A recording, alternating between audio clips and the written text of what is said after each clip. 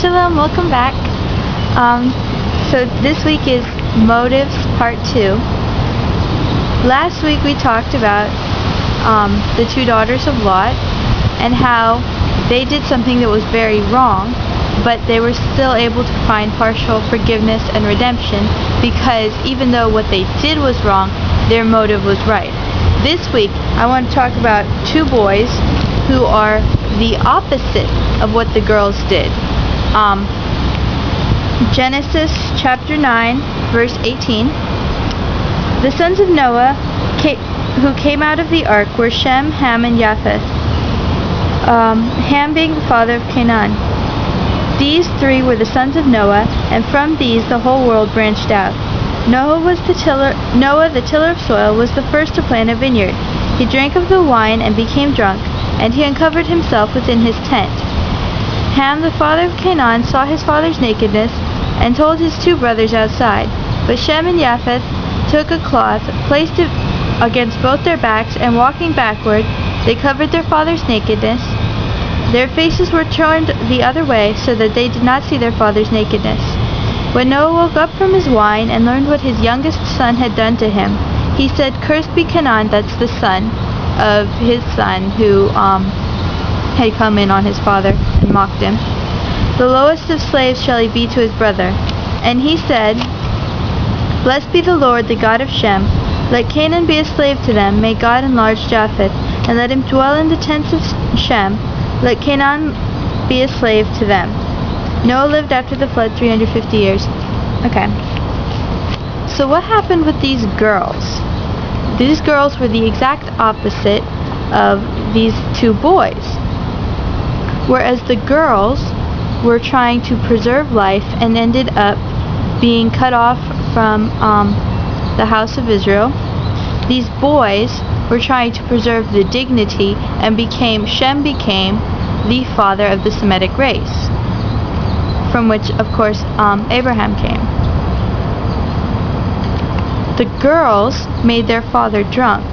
The boys preserved their father's sobriety when he made himself drunk. The girls uncovered their father. The boys covered him.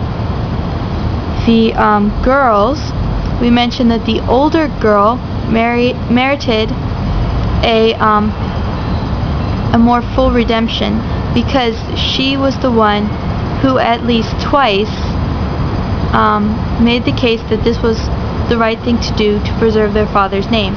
And we mentioned that she merited partial redemption through David, or through Ruth rather, and the younger sister merited a partial redemption through Rehoboam. But with these two boys, what did they merit?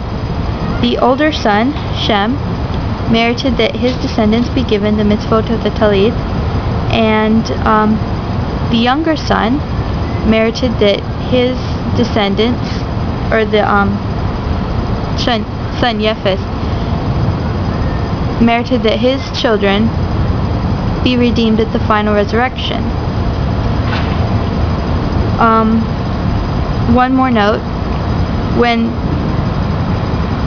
Noah says, "May God enlarge Japheth and let him dwell in the tents of Shem," what he meant was that Yefes was to learn from Shem. Shem was to be the leader because, again, he was the one who initiated the action. And Yefes is to learn from him, and Canaan is to be subservient to both of them. On the topic of what we do and the impact it has on our lives, the motive with which we conduct our actions, whether what we do is good or bad, the motive with which we do what we do determines what the reward or the punishment is going to be. So when we do things that are wrong, but we have a good motive, when we're trying to do what's right, even if we do something wrong, when attempting to do what's right, it's possible for God to forgive the wrong action and turn it into merit. So, shalom. Thanks for watching.